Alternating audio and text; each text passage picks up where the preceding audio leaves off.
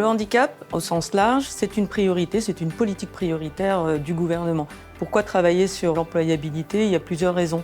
D'une part, on est vraiment dans une démarche de favoriser l'inclusion, de réduire les inégalités, et c'est surtout permettre aux personnes en situation de handicap d'atteindre une autonomie tant économique que professionnelle. La stratégie départementale de l'emploi pour les travailleurs en situation de handicap, elle trouve sa source au sein du PRITH, du plan régional d'insertion des travailleurs handicapés. On l'a travaillé autour de 5 axes, mais 4 axes opérationnels. Tout d'abord, une coopération entre les acteurs, un parcours inclusif pour les bénéficiaires, l'accompagnement des employeurs et aussi et surtout, j'ai envie de dire, la formation à 360 degrés des bénéficiaires.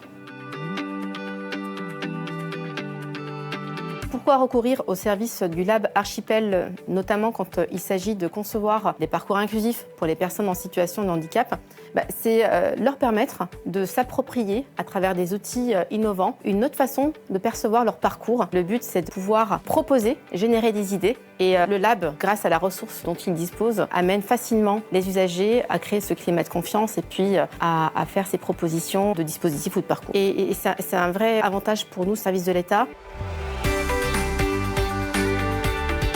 C'est un atelier très convivial où la parole peut circuler très facilement et on avait aussi 2 facilitatrices. On a retranscrit un peu le parcours d'une personne en situation de handicap qui a eu un licenciement professionnel. On a refait son parcours pour l'aider et puis pour aussi que les gens se rendent compte un tout petit peu de la difficulté parce que c'est pas parce qu'on est handicapé qu'on peut pas travailler. Je trouve que c'est intéressant de pouvoir mettre en commun des expériences, des idées, des valeurs qui vont pouvoir être utilisées par d'autres personnes au sein de la société pour la faire avancer vers plus d'inclusion et d'égalité.